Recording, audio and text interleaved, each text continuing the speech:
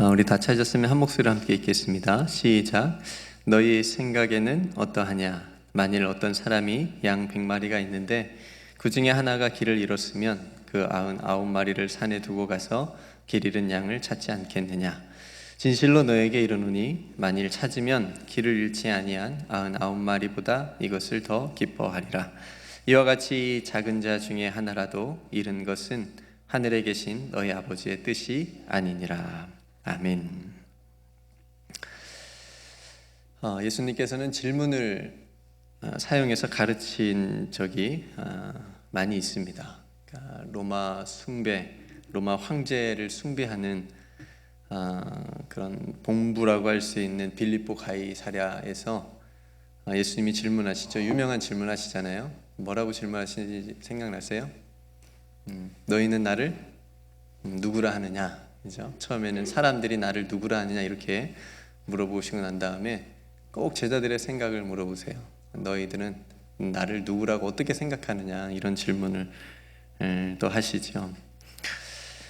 선한 사마리아인의 그 비유에서도 등장하는 제사장, 레위인 그리고 선한 그 사마리아인 중에 누가 강도 만난 자의 이웃이 되겠느냐 이렇게 또 질문을 하시면서 생각하게 하시죠.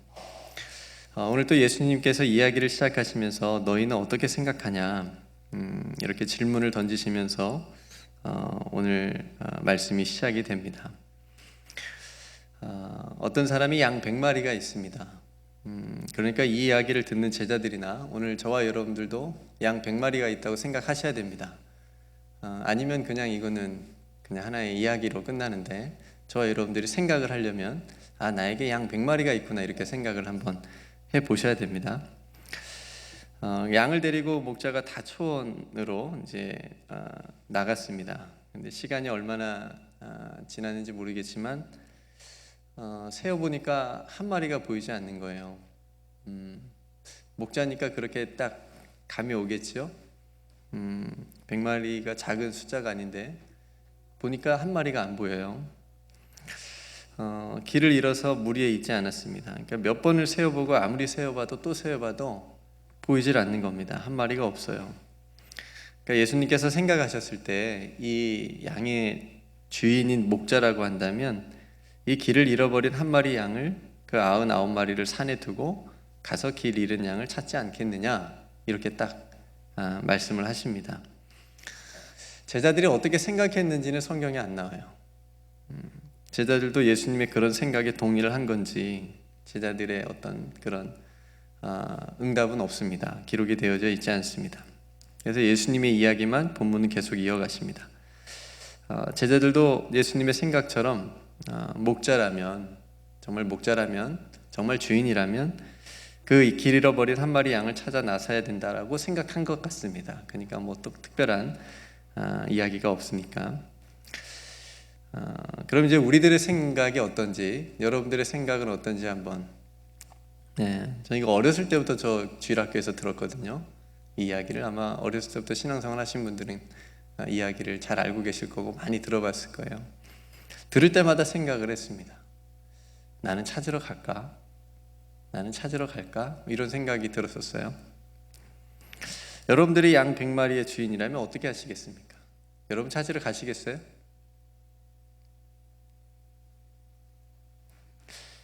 어쩌면 이 비유를 듣는 사람이라면 뭐 여러 가지 따져보는 사람도 충분히 있을 거라고 생각이 되어집니다.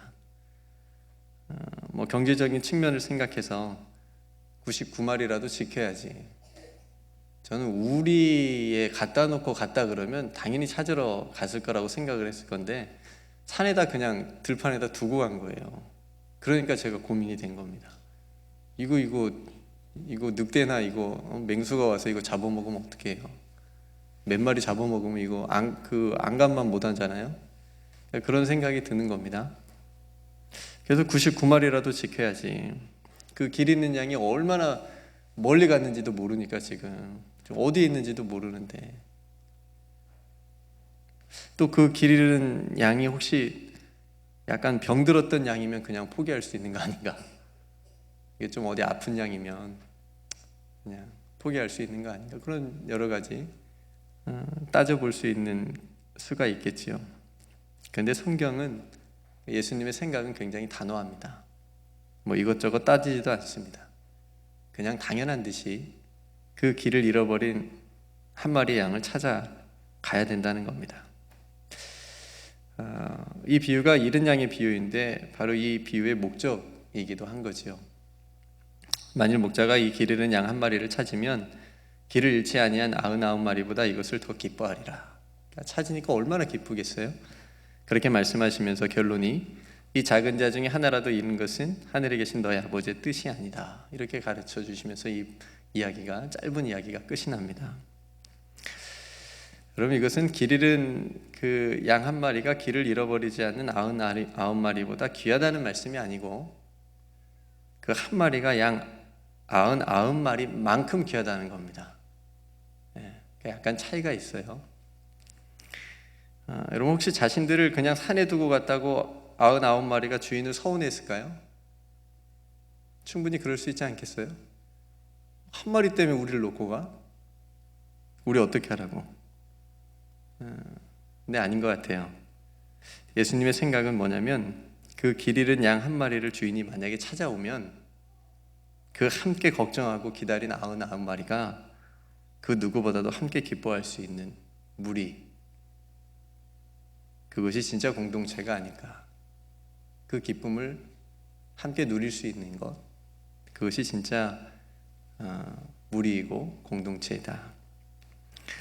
그래서 일단 이 비유는 우리가 아는 대로 예수님을 믿는 성도라고 한다면, 그리고 그 성도들이 모인 교회 공동체라고 한다면, 그 성도와 공동체가 추구하는 하나님의 나라의 가치, 한 사람에 대한 가치가 세상적인 계산과 논리 그리고 가치 기준하고 얼마나 다른지 중요하게 체크해 볼 수 있는 그런 비유입니다. 우리 신앙생활도 마찬가지고요, 우리 가정도 마찬가지고요, 우리 교회 공동체도 마찬가지입니다. 복음서에 보면요, 오늘 잃은 양 비유가 실제로 일어납니다. 실제로 일어나는데 그게 바로 삭개오 이야기입니다. 삭개오 이야기도 여러분 잘 아시죠? 삭개오가 세리장이었는데 같은 동족에게 배신자라고 손가락질을 당하면서 그 누구에게도 칭찬받거나 인정받지 못하며 살았던 사람입니다. 그러니까 경제적으로는 뭐 남이 봤을 때는 남부럽지 않게 편안하게 살았지만 길을 잃어버린 것처럼 굉장히 영적인 공허함 가운데 삭개오가 살았던 거죠. 그래서 그런 삭개오가 예수님을 만나기를 굉장히 노력을 했고, 뽕나무에 올라갔으니까 뭐 체면 그런 건 조금 이제 버리고, 그러니까 예수님께서 또 삭개오를 그렇게 만나 주셔서 은혜 베푸셨을 때 사람들이 막 수군거립니다. 예수님이 죄인의 집에 들어갔다. 저 사람이 어떻게 구원받을 수 있냐? 저 사람이 어떻게 예수님을 만나서 예수님의 은총을 입을 수 있냐? 뭐 이런 수군거림이 있었겠죠. 근데 이 삭개오 이야기의 결론은 예수님께서 이렇게 말씀하시죠. 인자가 온 것은 누구를 찾으러 왔다고요? 잃어버린 자를 찾아 구원하려 함이니라. 그러니까 딱 오늘 이 본문의 잃은 양 비유하고 딱 맞지 않습니까? 그러니까 삭개오는 예수님이 찾으시는 바로 길 잃어버린 한 마리 양이었던 겁니다. 예수님이 찾으신 거예요. 성도 여러분, 잃은 양 비유하고 삭개오 이야기에서 저와 여러분들의 공통점이 뭡니까? 저와 여러분들도 길을 잃어버렸던 한 마리 양이었던 거죠. 길을 잃어버렸으니까 방황하고 세상적인 것을 쫓고 참 행복을 누리지 못하고 목자가 없으니까 두려움이 가득한 삶을 살다가 예수님이라고 하는 목자, 참된 목자를 만나서 그 모든 것이 다 해결이 되고 이 생명의 길을 걸어가고 있는 거죠. 이 은혜가 바로 길을 다시 찾은 은혜라고 저는 생각을 합니다. 삭개오에게도 앞으로 남은 삶을 어떻게 살아가야 되는지 그 생명의 길을 예수님께서 보여주신 은혜인 거죠. 그래서 그 삭개오가 예수님의 말씀을 듣고 다 정리를 하잖아요. 그죠? 뭐 여러 가지 자신의 삶에 변화된 것들을 이제 선포를 하면서 그렇게 변화를 보여줍니다. 이제 다시 본문으로 한번 돌아와 봤어요. 본문에는 길을 잃어버린 양 한 마리하고 길을 잃지 아니한 99마리 양으로 말하고 있습니다. 그러니까 오늘 비유를 이 세상에 좀 적용을 해보면 이렇게 나눠볼 수 있을 것 같아요. 세상에는 길을 잃어버린 사람들이 있고요, 그리고 길을 잃어버리지 않은 사람들, 그러니까 즉 길을 찾은 사람들로 구분해 볼 수 있지 않을까 생각이 되었습니다. 그러니까 길을 잃어버려서 길을 찾아 헤매는 사람들이 있고, 반면에 길을 찾아서 그 길을 걸어가는 사람들이 있는 겁니다. 한 번은 부자 청년이 예수님께 찾아와요. 영생의 길을 찾기 위해서 예수님께 옵니다. 그 길을 알고 계신 분에게 온 거니까 제대로 잘 찾아온 겁니다. 근데 안타깝게도 자신의 소유물 때문에 예수님께서 알려주신 그 영생의 길을, 생명의 길을 선택하지 못하고 가지 못하고 되돌아갑니다. 여러분, 지금도 이런 사람들이 세상에 얼마나 많이 있습니까? 예수님께 왔는데 여러 가지 이유를 가지고, 이유 때문에 다시 돌아갑니다. 세상으로 돌아갑니다. 이 길을 가지 못하고 다시 돌아가는 사람들이 얼마나 많이 있습니까? 물론 밖에만 있는 게 아니라 교회 안에도 있을 수 있습니다. 충분히. 그러니까 이 부자 청년은 길을 잃어버린 사람이라고 할 수 있는 거죠. 그러니까 길을 잃어버린 사람이라고 할 수 있는 겁니다. 성도 여러분, 정말 중요한 건 이제 우리 자신에게 진지하게 이제 우리에게 물어봐야 되겠죠. 나는 어느 쪽일까? 우리들은 길을 잃어버린 사람들인가? 길을 찾은 사람들인가? 물론 이 길이 어떤 길이냐에 대한 정의에 따라 대답이 좀 달라질 수는 있겠지만, 오늘 본문에서 적용을 해보면 이 길을 잃어버린 양에게 필요한 길은, 다른 길은 하나도 없습니다. 오직 목자에게 가는 길밖에 없습니다. 목자에게 가는 길만 있으면 됩니다, 이 양은. 그리고 삭개오가 잃어버린 길은 살아도 정말 참 사람처럼 사는 것 같지 않은 삶을 다시 정말 참되게 사람답게 살아가는 그런 길을 예수님께서 가르쳐 주셨으니까 그 길인 겁니다. 그러니까 저와 여러분들은 어떤 편에 속해 있는지, 나는 길을 찾은 사람인지, 정말 나는 길을 찾아서 그 길을 가고 있는 사람인지, 아마 속으로 다 대답을 하셨을 겁니다만, 결론부터 말하면 저와 여러분들은 다 길을 찾은 사람입니다. 아멘. 예수님을 믿는 사람이라면 다 길을 찾은 사람입니다. 그렇게 고백할 수 있어야 됩니다. 한 번은 예수님의 제자였던 도마가 물었습니다. 예수님이 어디로 가는지 우리가 알지 못합니다. 그 길을 어떻게 알겠습니까? 그러자 예수님께서 뭐라고 대답하시죠? 굉장히 유명한 고백이잖아요. 내가 곧 길이요 진리요 생명이니 나로 말미암지 않고는 아버지께로 올 자가 없느니라. 이게 도마와의 대화 속에서 나오는 예수님의 선포이신데, 예수님께서 길이라고 본인이 선포하셨기 때문에 우리가 예수님을 믿는 것은 길을 찾은 겁니다. 인생의 길을 발견한 겁니다. 그러니까 저와 여러분들은 생명의 길을 이미 발견한 사람들이, 진리의 길을 발견한 사람들인 겁니다. 어디 다른 데서 찾아봐야 찾을 수도 없고요, 찾아봐야 헛고생인 거고요, 헛수고입니다. 예수님이 길이 아니면 아버지께로 올 자가 없다고 말씀하십니다. 나로 말미암지 않고는 아버지께로 올 자가 없다고 말씀하십니다. 여러분, 우리 충희 집사님 집에 혹시 가보신 적이 있으신지요? 시골에, 무주에. 무주가 시골집인데 저도 아직 못 가봤습니다만, 얼마나 시골인지, 저도 시골에 살았으니까 아마 더 시골일 것 같습니다. 전기나 두른지 모르겠습니다. 들어옵니까? 네, 한번 가보고 싶긴 합니다. 근데 예를 들면 우리 충희 집사님 그 시골집, 부모님이 사시는 집에 제가 인사드리러 가고 싶은데 아무것도 몰라요. 주소도 모르고 내비게이션도 없고 아무것도 없다고 생각해 보십시오. 갈 방법이 없습니다. 근데 한 가지 정말 쉬운 방법이 있습니다. 그 뭘까요? 그 집을 아는 충희 집사님과 같이 가면 됩니다. 그렇죠? 저는 충희 집사님만 따라가면 됩니다. 아버지 집 간다고 할 때 따라가면 됩니다. 그러니까 예수님께서 나로 말미암고는 아버지께로 올 자가 없느니라, 이 말씀이 바로 이런 말씀 아닐까요?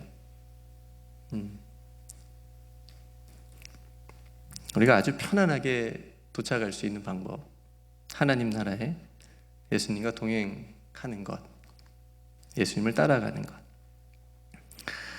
그러니까 예수님께서 가신 길을 우리가 따라가고 예수님과 함께 동행하면 그 어느새 하나님 나라고, 그 어디나 하나님 나라가 될 수 있다라고 하는 게 우리가 찬송에서도 고백하지 않습니까? 근데 여러분, 이 생명의 길을 가는데 조금 힘들어요. 왜 힘들까요? 여러분 믿음 생활하는데 힘드시죠? 기쁘지만 좀 힘들죠? 좀 벅찰 때도 있지요? 왜 그럴까요? 이 길이 좁아요. 네, 넓지 않습니다. 굉장히 좁아요. 살 좀 빼야 갈 수 있는 길일지도 모르겠어요. 좁고 협착하다고 얘기합니다. 마태복음 7장 14절에 보니까 생명으로 인도하는 문은 좁고 길이 협착하여 찾는 자가 적다. 예수님께서 말씀하십니다. 그래서 이 길을 걸어가는데 필요한 것이 바로 믿음인 겁니다. 물론 이 믿음도 우리 안에서 나오는 믿음으로는 뭐 가다가 유혹도 받고 실족도 하고 막 상처도 받고 그러겠지만, 정말 참된 믿음은 하나님께서 우리에게 주신 믿음인 거죠. 하나님으로부터 오는 믿음, 하나님께서 나를 붙잡아 주시는 믿음, 그런 믿음을 가지고 이 좁은 생명의 길을 걸어가야 되는 겁니다. 그런 성도 여러분, 조금 힘들고 좀 어려워도 하나님께서 주시는 믿음으로 여러분들이 찾고 발견하신 이 생명의 길을 끝까지 걸어가시기를 주님의 이름으로 축복합니다. 여러분, 우리는 이미 은혜로 이 생명의 길을 찾았습니다. 그리고 지금 걷고 있습니다. 이제 우리가 마지막으로 해야 될 일이 무엇이냐면, 아직 길을 찾는 그 사람들, 길을 잃어버린 사람들에게 이 생명의 길을 알려주고 보여주는 겁니다. 이게 이제 우리 기독교적 용어로 하면 전도라고 할 수 있겠지요. 예수님이라고 하는 그 길을, 이 생명의 길을, 구원의 길을 우리가 걸어가고 있는데, 이걸 아직 못 찾은 사람들에게, 잃어버린 사람들에게, 부자 청년처럼 다시 돌아간 사람들에게 보여주고 알려주는 의무가 우리에게 이제 있는 겁니다. 예전에 청년들하고 제주도에 이제 수련회를 간 적이 있는데, 제주도에 가면 김영 미로공원이라는 데가 있습니다. 혹시 가보셨습니까? 한번 가보시기를 추천드립니다. 재밌습니다. 어느 선교사님이, 아무튼 우리나라 사람이 아닌데 외국 사람이 와서 제주도에 그렇게 미로를 만들어 놓은 것으로 제가 기억이 됩니다. 거기 아니더라도 아마 여러분들 미로 찾기를 한 번쯤은 해보셨을 거라고 생각이 되어지는데, 미로는 길을 찾는 게임이죠. 길을 막 이렇게 찾는 겁니다. 그래서 편을 나눠가지고 청년들끼리 몇 조로 나눠가지고 가장 먼저 도착하는 팀에게 상품을 주는 그런 게임을 했습니다. 난리 났습니다. 막 돌아다니고 이쪽 길이 아닌가 벼고 막 다시 나오고 막 그러면서 이렇게 게임을 진행했는데, 시간이 얼마쯤 지나다 보니까 종소리가 막 울립니다. 도착했다는 겁니다. 그러니까 도착점에 종이 있었던 겁니다. 종을 막 이제 울리게 되면 이제 어떤 팀이, 어떤 조가 이제 도착을 한 겁니다. 먼저 도착한 청년들이 아직 길을 찾지 못해서 미로를 헤매고 있는 청년들을 향해서 그 다음부터 막 소리를 지릅니다. 야, 그쪽 아니야, 이쪽로 가. 장난칩니다. 그쪽도 막다른 골목인데 그쪽 길을 알려주는 겁니다. 막 이렇게 장난치면서 착한 청년들은 또 진짜 길을 제대로 알려주기도 하고, 그러면서 막 깔깔댑니다.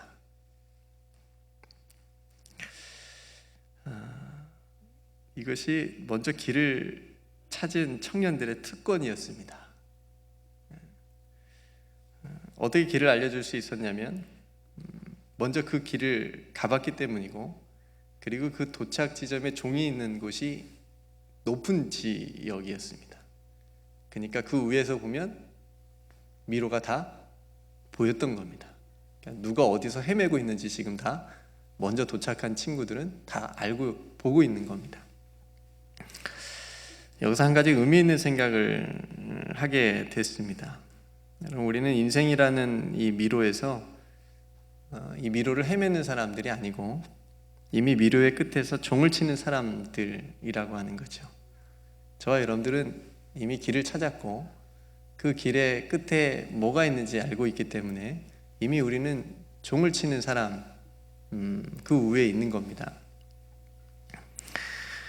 그리고 아직도 미로의 길을 찾아 헤매는 사람들을 우리가 도와줌으로써 그들도 이 미로의 길을 찾아서 종을 치게 도와줘서 함께 종을 치는 기쁨을 누리는 것, 이것이 오늘 예수님께서 마지막 말씀하신 하늘의 기쁨을 누리고 잃어버린 자를, 작은 소자 중에 잃어버린 자를 찾아내는 그 기쁨을 함께 누리는 겁니다. 성도 여러분, 여러분 곁에 혹시 길을 잃어버린 사람들이 있으십니까? 혹시 그럴 수도 있겠습니다. 너무 늦으면 그들이 혹 너무 멀리 가지 않을까라는 생각이 들 때가 있습니다. 내가 가는 길도 너무 바빠서, 내 코도 석자라서, 내 믿음도 지키기 힘들어서 다른 사람의 그 길조차 어디로 가는지, 내 가족이, 내 이웃이, 내가 사랑하는 사람이 어떤 길을 가고 있는지 신경 쓰지 못할 때도 있을 수 있겠습니다. 근데 잠시 돌아봐야 되겠습니다. 정말 중요한 문제인데 이 문제를 우리가 혹시 우선순위에서 조금 뒤로 놓고 생각하면서 우리의 인생을 살아가고 있는 것은 아닌지. 종을 치는 것이 굉장히 중요한 문제인데 우리 인생의 미래에서 그것만큼 중요한 문제가 없는데 우리가 그냥 그 안에서 헤매면서 살아가고 있지는 않는지. 혹시 여러분 곁에 길을 잃어버린 사람들이 있으시다면 그 사람들을 위해서 함께 기도하고 그 사람들도 우리와 같이 길을 찾을 수 있도록 함께 종을 울릴 수 있도록 그렇게 도와줄 수 있는 그런 전도자의 삶을 살아갈 수 있는 저와 여러분 되기를 주님의 이름으로 축복합니다. 지난주 송 선교사님께서 간증도 해주시고 말씀도 전해주시는데 그 말씀을 들으면서 그런 생각이 드는 겁니다. 저분은 길을 찾았고 길을 가시는 분이시구나. 제가 그것도 모르고 이제 모시고 오면서 그런 대화 중에 선교사님 은퇴하시면 제가 살았던 순천이 너무 좋은데 그 순천에서 사시지요. 이렇게 철딱더니 없이 그렇게 얘기. 너무 창피했습니다. 선교사님 딱 올라오셔가지고 기억나세요? 자기는 선교지에서 죽겠다 그런 말씀을 하셔가지고 아유 네, 그런 분을 제가 그냥 편안하게 좀 남은 여생을 사시도록 그렇게 말씀하신 거지만 그분은 마음 깊숙한 곳에 더 깊은 더 생명의 길을 발견하셔서 그 길을 가시겠다고 결단하신 거 아니겠습니까? 그래서 선교사님께서 삶으로 전해주신 것처럼 저와 여러분도 그렇게 살아갔으면 좋겠습니다.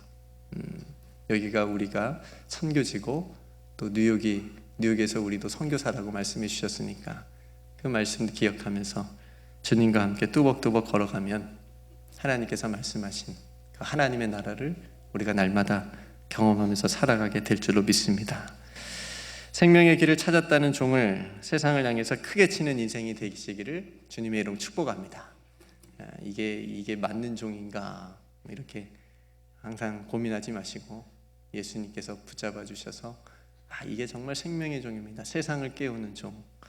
그렇죠? 내가 살아가고 있는 이 길이 예수님께서 가신 길입니다라고 이렇게 보여줄 수 있는 그런 삶이 되었으면 좋겠습니다.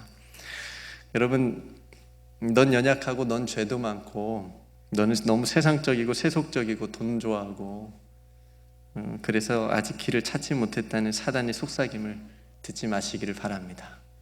이건 사단의 속삭임입니다. 여러분 안에 계시는 주님께서 길이십니다. 그러니 다른 길을 우리가 기웃거리거나 찾거나 흔들리지 않기를 바랍니다.